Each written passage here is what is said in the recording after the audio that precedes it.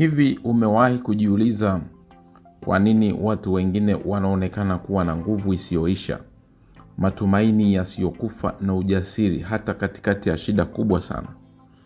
Basi ukweli ni huu hapa. Hawana maisha bora kuliko wewe. Wanauelewa bora wa nguvu iliyo ndani yao. Leo nitakushirikisha jambo ambalo halifundishwi hata mashuleni. Halizungumzwi sana, lakini likieleweka linaweza kubadilisha kabisa namna unavyoishi, kufikiri na kuchukua maamuzi. Karibu kwenye safari ya kuamsha nguvu yako ya ndani. Sasa nataka tuanze moja kwa moja. Nguvu ya ndani ni nini? Watu wengi wanafikiri nguvu ni pesa, vyeo, misuli ama umaarufu. Lakini nguvu ya kweli haipo nje yako, bali ipo ndani yako. Nguvu ya ndani ni uwezo wako wa kusimama hata ukianguka. Uwezo wa kuendelea hata ukiwa huna uhakika. Lakini pia uwezo wa kujiamini hata watu wasipokuamini wao. Ni ile sauti ndogo ndani yako inayosema, usikate tamaa, bado una uwezo. Tatizo ni kwamba watu wengi hawajawahi kuifungua hiyo nguvu. Sasa kwa nini hii nguvu hufichika? Nguvu yako ya ndani hufunikwa na vitu vitatu vikubwa. Moja ni hofu. Kwa maana hofu ya kushindwa, hofu ya kuonekana mjinga na hofu ya watu watasema nini. Hofu haikuundwa kukuzuia, iliundwa kukutahadharisha, lakini watu wengi huiabudu. Lakini ya pili inayofunika ni pamoja na mazingira. Ukikaa na watu wanaolalamika kila siku, pole pole unaanza kuamini maisha ni magumu kupita kiasi. Lakini tatu ni imani mbaya kuhusu wewe mwenyewe. Kwa maana kujitamkia kwamba wewe hauwezi na kuamini hivyo. Lakini pia mimi sio wa bahati iliyo njema, au mimi sio msomi sana. Hizi si kweli, bali ni program ulizopandikizwa wewe. Sasa nataka tueleze ni namna gani unaweza kuamsha nguvu yako ya ndani.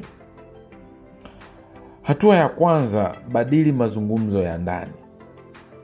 Jiulize, ninajiona vipi mimi nikikosea?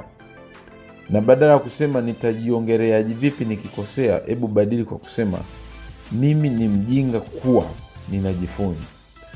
Na badili kwa kusema ninajifunza, kwa sababu kujifunza kunaondoa ile dhana ya ujinga. Maneno unayojiongea kimya kimya ndiyo yanaunda uhalisia wako wa nje. Hatua ya pili ni kubadili maumivu, usiyakimbie.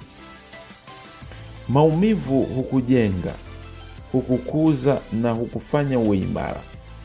Watu wenye nguvu kubwa hawajakosa maumivu, bali wamekataa kuyafanya awe mwisho wao. Hatua ya tatu, chukua hatua ndogo kila siku.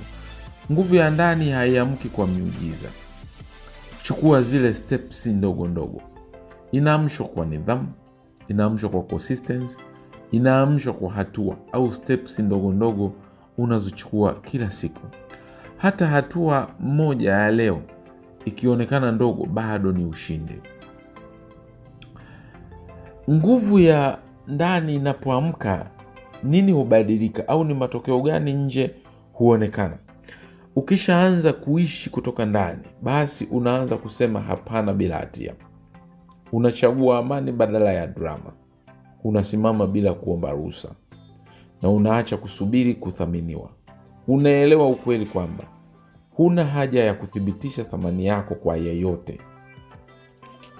Kabla hujaondoka, kumbuka hii kitu.